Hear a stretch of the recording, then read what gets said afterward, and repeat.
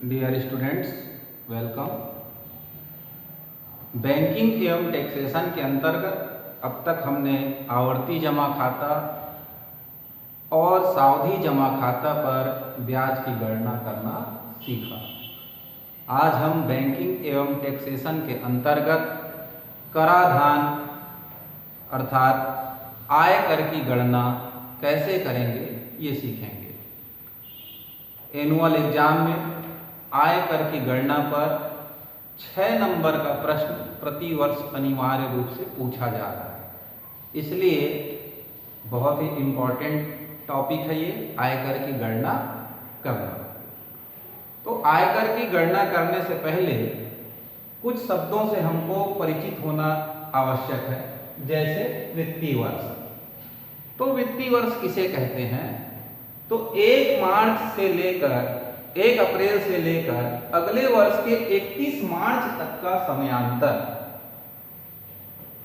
अर्थात मान लीजिए अभी जैसे 2020 चल रहा है, तो 1 अप्रैल 2020 से अगले वर्ष का 31 मार्च 2021 तक का जो टाइम है या समय है, उसको हम क्या कहते हैं? वित्तीय वर्ष कहते हैं। ये हुआ। फिर वार्षिक आय से क्या तात्पर्य है? तो किसी वित्तीय वर्ष में यानी उस टाइम पीरियड में किसी व्यक्ति द्वारा समस्त स्रोतों से जो प्राप्त आय हो उसे हम वार्षिक आय कहते हैं। अब समस्त स्रोतों से क्या तात्पर्य है? सपोज ये कोई व्यक्ति है, इसका इनकम नौकरी करता है, तो नौकरी से इसको पैसा मिलेगा। मान लीजिए ये कृषि करता हो तो इसको कृषि से भी बेनिफिट मिलेगा। इनका कोई दुकान हो तो इसको दुकान से भी इनकम होगा, या कुछ अन्य स्रोत भी हो सकते हैं जिनके माध्यम से इस व्यक्ति के पास क्या आता हो? रुपया पैसा। रुपया पैसा को ही हम आय कहेंगे। तो जितने भी स्रोत हो सकते हैं उन समस्त स्रोतों से इस व्यक्ति द्वारा जो प्राप्त आय होगा उसे हम क्या कहेंगे? वार्षिक आय कहेंगे। और ये जो वार्षिक आय होता है, इस पर एक निश्चित सीमा के बाद निश्चित सीमा से अधिक होने पर हमको गवर्नमेंट को कुछ ना कुछ अतिरिक्त रुपए उनको देना पड़ता है, जिसको हम टैक्स कहते हैं। और चूंकि ये आय पर लगने वाला टैक्स है, इसलिए इसको आयकर कहा जाता है। ठीक, तो आयकर की गणना करने के कुछ स्टेप है, वर्क रूल है, वर्किंग मेथड है। तो उस मेथड को हम सबसे पहले नोट कर लें।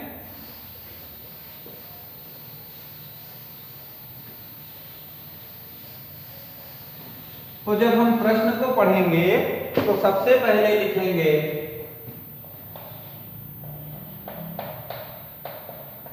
फर्स्ट स्टेप होगा कि वार्षिक आय क्या दिया हुआ है। इसको मान लीजिए मैं ए स्टेप कहता हूं, वार्षिक आय।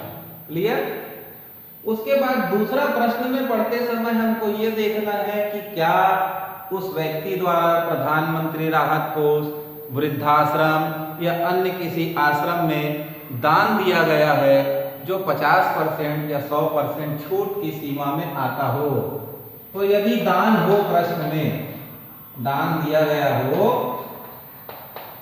तो इसको हम बी स्टेप देते हैं। अगर दान दिया हो तो मान लीजिए वार्षिक आय उसका ए रुपए है और दान अगर बी करता है, तो सबसे पहले हमको ए ऋण बी निकालना होगा। जितना भी उसका वार्षिक आय होगा उसमें से दान में जो छूट होगा वो निकाल लीजिए। मान लीजिए ए ऋण बी निकालने से हमको क्या मिला हो? सी। ठीक, इसको नंबरिंग फिर चेंज कर दिया मैं 1 2। तीसरा लिखते हैं कर में छूट योग्य जमा राशि। अब इसके अंतर्गत किसको लेते हैं? इसके अंतर्गत एक सरकारी कर्मचारी सामान्य भविष्य निधि में जमा करता है, जीवन बीमा प्रीमियम में जमा करता है, राष्ट्रीय बचत पत्र खरीद करके रुपया जमा करता है। इस प्रकार के कुछ जमा होते हैं जिसको सामान्य भविष्य निधि, जीवन बीमा प्रीमियम या राष्ट्रीय बचत पत्र कहते हैं। उन सबको जोड़ लेंगे और जोड़ने पर ये ध्यान रखेंगे कि उसका लिमिट है 1 लाख से अधिक ना हो, 1 लाख से अधिक ना हो। तो उन सभी प्रकार की राशियों को यदि मान लीजिए मैं डी कहता हूं, तो कर में छूट योग्य जमा राशि को जोड़ लिए तो मान लो क्या मिला, डी। तो फिर चौथा लिखते हैं कर योग्य आय, कर योग्य आय। और जो हमारा सी राशि प्राप्त होगा उससे डी को घटा दिए तो मान लो क्या मिला, ई मिला। 5वें स्टेप में हम कर की गणना करते हैं। क्या करेंगे, कर की गणना। अब इसको कैसे करेंगे, तो अकॉर्डिंग टू क्वेश्चन, जैसा प्रश्न में बताया जाएगा वैसा हम कर की गणना करेंगे और हमको एक राशि प्राप्त होगी। फिर छठवां निकालते हैं शिक्षा उपकर, जो कि आयकर आपको मिला, ये कर लिखा हूं उसी को आयकर भी कहते हैं। तो आयकर का 3% निकालते हैं और फिर अंतिम और 7वां स्टेप आता है देय आयकर। इसमें हम आयकर और शिक्षा उपकर को जोड़ देते हैं। ठीक, तो ये कुछ पद हैं, इन स्टेप वाइज हमको सवाल को बनाने पर ही कंप्लीट होता है। तो पहली बात क्या करेंगे, सबसे पहले प्रश्न को पढ़ करके हमको वार्षिक आय लिखना है। फिर यदि दान दिया हो तो दान की राशि को लिखना है, अदरवाइज सीधा तीसरे स्टेप में आ जाएंगे, कर में छूट योग्य जमा राशि। अगर प्रश्न में दान हो तब तो दान वाला सवाल बनाएंगे, घटाएंगे, पर दान दिया ही ना हो तो तीसरे स्टेप में डायरेक्ट आ जाते हैं कर में छूट योग्य जमा राशि, इसको निकालते हैं। उसके बाद फिर कर योग्य आय निकल जाता है, वार्षिक आय और इसको घटाने से। फिर कर की गणना करेंगे, शिक्षा उपकर निकालेंगे, देय आयकर निकालेंगे। तो ये तो स्टेप हुआ, पर आप जब तक इसके सवाल को देखेंगे नहीं ये स्टेप आपको क्लियर होगा नहीं। इसलिए पहला काम ये करिए कि इस स्टेप को आप फटाफट नोट कर लीजिए। क्लियर?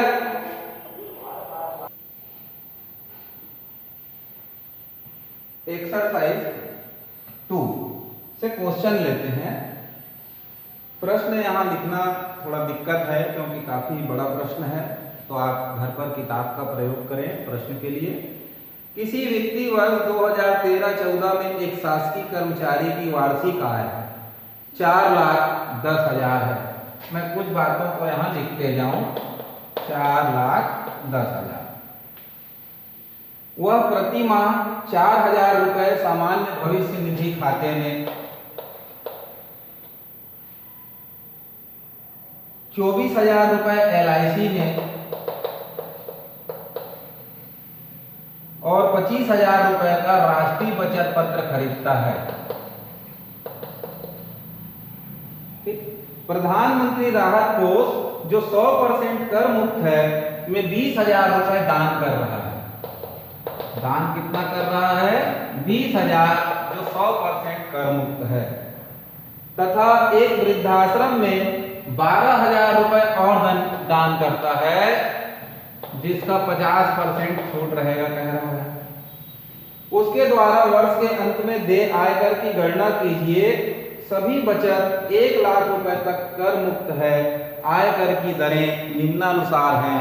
तो उसको थोड़ा कुछ हल हो जाए उसके बाद आगे बढ़े। तो फर्स्ट स्टेप क्या होगा, हम लिखेंगे वार्षिक आय। तो वार्षिक आय प्रश्न में बताया गया है 4,10,000 रुपए। आपको दूसरे स्टेप में मैं लिखा था अगर दान करता है तो दान की राशि को पहले घटाएंगे। तो उस व्यक्ति के द्वारा 20,000 रुपए प्रधानमंत्री राहत कोष में दान किया गया है, तो दान की राशि, तो पहला है 20,000 का 100% धन 12,000 का 50%। वृद्धाश्रम में जहां दान किया गया उसमें छूट कितने परसेंट बताया गया? 50%। तो 20,000 का 100% मतलब पूरा 20,000 हो जाएगा और 12,000 का 50% मतलब आधा, तो वो हो जाएगा 6,000। तो दोनों को जोड़ेंगे तो आ गया 26,000। अब 4,10,000 से 26,000 को पहले घटा दीजिए। इसलिए शेष राशि, तो ये हो गया 4,10,000 ऋण 26,000 घटाइए 1 2 3 10 में 6 गया 4, 40 में 2 गया 38, 3,84,000 रुपए आ गए। अब इसके बाद हमको क्या लिखना है? कर में छूट योग्य जमा राशि। कौन सा स्टेप आता है? तीसरा, कर में छूट योग्य जमा राशि। तो पहला है पीएफ लिखा हूं, यानी सामान्य भविष्य निधि खाते में। तो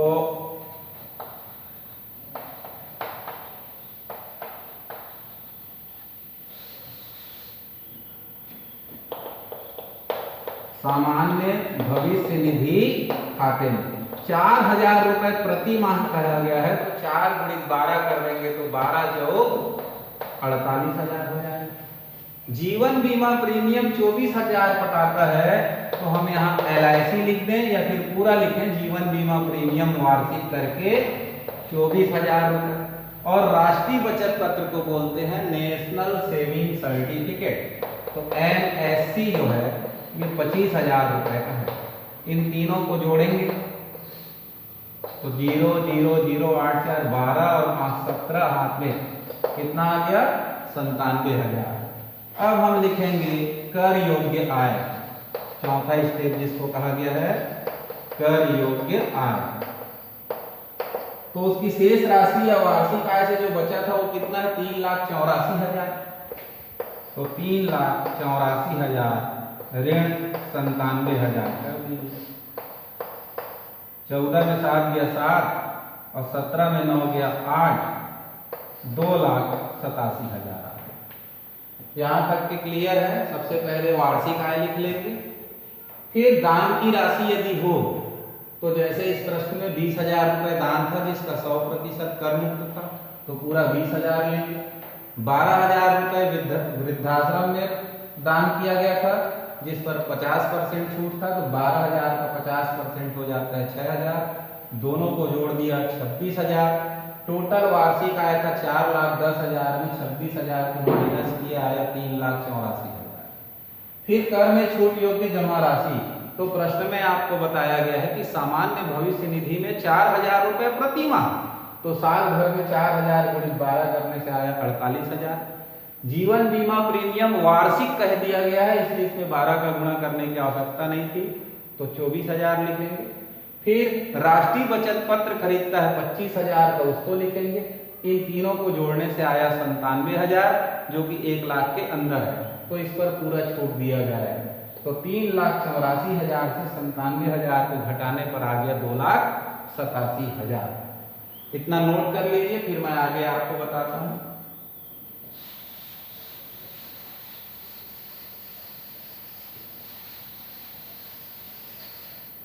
फिर नेक्स्ट स्टेप है 5वां, कर की गणना। कर की गणना करते समय हमको क्या ध्यान देना है वो देखिए। तो आपको प्रश्न में एक चार्ट दिया जाएगा। हमारे पास इस प्रश्न में जो चार्ट है उसमें लिखा है 2 लाख रुपए तक कोई कर नहीं, 2,01,000 से लेकर के 5 लाख रुपए तक 10%। तो हमारे पास जो राशि है वो कितना है?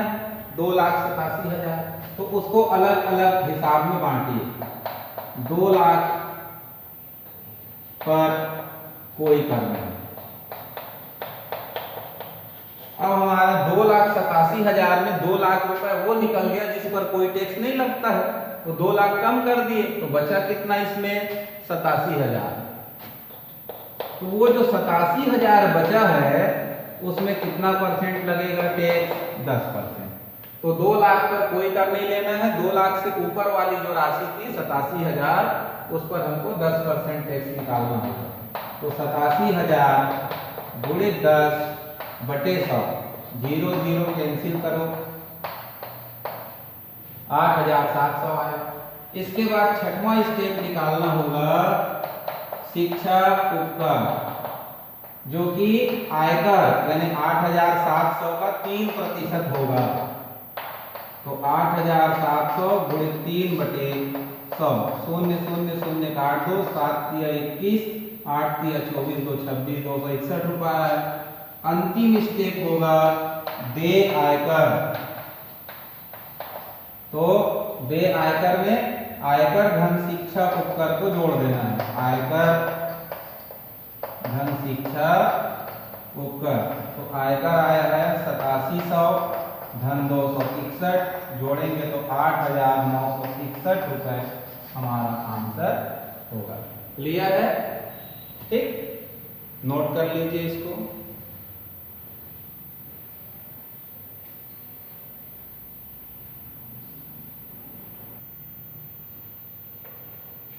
प्रश्न क्रमांक 4 लेते हैं। वित्तीय वर्ष 2014-15 में किसी बैंक कर्मचारी की मासिक आय मकान किराया भत्ता छोड़कर 40,000 रुपए है। तो वार्षिक आय हमको निकालना है, जबकि मासिक आय दिया हुआ है। तो ये हुआ दिया है मासिक आय 40,000 रुपए, इसलिए वार्षिक आय अगर निकालना हो तो एक साल में 12 महीना हो, तो 12 चौक 48 और उसके बाद ये 4 जीरो लगा दिया। कितना हो गया? वार्षिक आय 4,80,000। फिर आगे देखते हैं। वह 42,000 रुपये वार्षिक अपने सामान्य भविष्य निधि में जमा करता है। 6,000 रुपये की अर्धवार्षिक प्रीमियम LIC में देता है। यदि वर्ष के प्रथम 11 माह के लिए 1,600 रुपये प्रति माह आयकर देता है, तो वित्तीय वर्ष में के अंतिम माह में उसके द्वारा भुगतान की गई आयकर की गणना कीजिए। इस प्रश्न में कहीं पर दान का उल्लेख नहीं हुआ है, तो हम सीधा दूसरे स्टेप में जाएंगे, कर योग्य जमा राशि।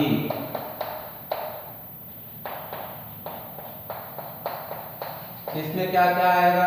तो पहला बताया गया सामान्य भविष्य निधि खाता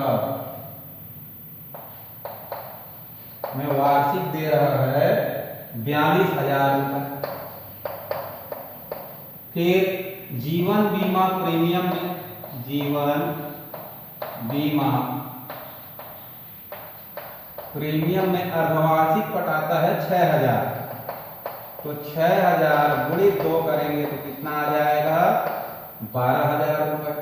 इसके अलावा और किसी भी प्रकार का बचत नहीं है, दोनों को जोड़ देंगे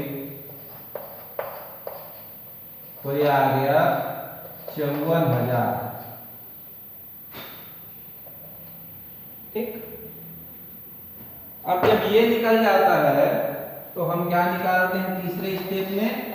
कर योग्य आय।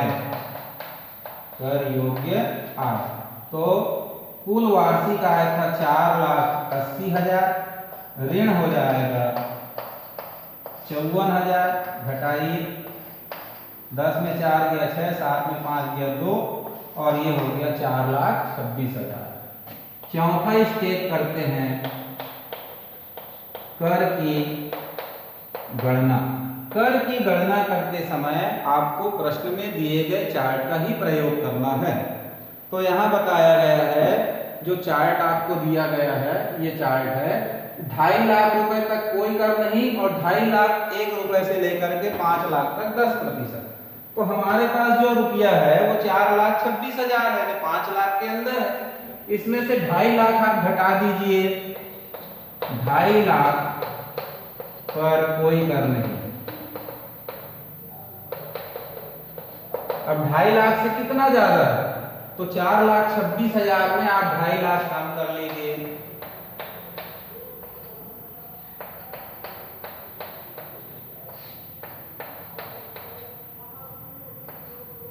तो 1,76,000 बचा। तो 1,76,000 का कितना परसेंट लेंगे? 10% लेंगे। ठीक,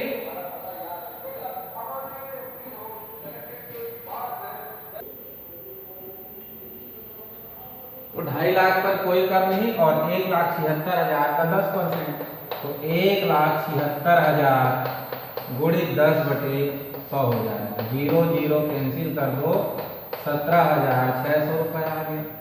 अब फिर क्या करते हैं, शिक्षा उपकर निकालेंगे। 5वां स्टेप शिक्षा उपकर, इसमें क्या है 17,600 का 3%। प्रश्न में कभी 2%, 1% ऐसा करके दिया रहता है, लेकिन कुल मिलाकर के हमको शिक्षा उपकर हर प्रश्न में 3% ही निकालना है। तो 17,600 गुणित 3/100 कर दीजिए।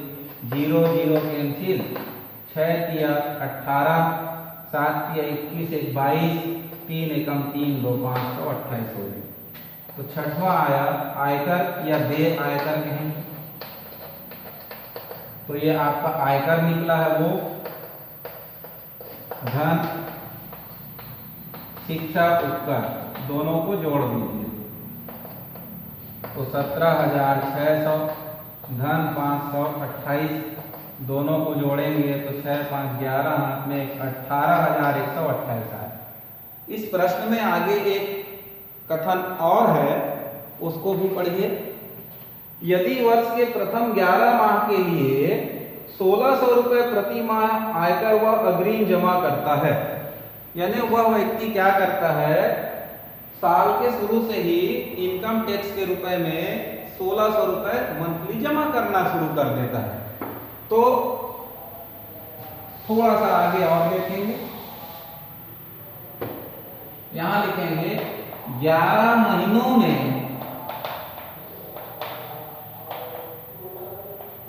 अग्रिम जमा आयकर। तो 1600 रुपये वो जमा कर रहा है, कितने महीनों तक? 11 महीनों तक। तो 11 महीने में कितना होगा जानने के लिए 11 का गुणा करेंगे। 11 शून्य शून्य, 11 शून्य शून्य, 11 छक्के 66, 11 एकम 11 और 1 6 17, 17,600 रुपये वो क्या कर चुका है, इनकम टैक्स के रूप में एडवांस पेमेंट कर चुका है। और उसका टोटल पेमेंट बन रहा है या इनकम टैक्स बन रहा है 18,128 रुपये। तो अंतिम माह में देय आयकर क्या होगा? तो अंतिम माह में देय आयकर बराबर हो जाएगा, कुल कितना बन रहा था 18,128 रुपये। एडवांस पेमेंट कितना कर चुका है 17,600 रुपये, माइनस कर देंगे इसको। तो ये हो गया 8, ये हो गया 2, 11 में 6 गया 5 और इधर का, तो हमारा आंसर आएगा 528 रुपये। क्लियर है? दो अलग अलग प्रकार का क्वेश्चन मैं बताया हूँ आपको। इसका एक भाग हम आपको और बताएंगे जिसमें 2 या 3 प्रश्नों को और हल किया जाएगा। तब तक के लिए आप इन 2 प्रश्नों के आधार पर सवाल को हल करिए। वीडियो को पूरा अगर देखेंगे तभी आप समझ पाएंगे कि इसका कैलकुलेशन कैसे हो रहा है, अदरवाइज प्रॉब्लम ही प्रॉब्लम है। ठीक है, तब तक के लिए गुड डे।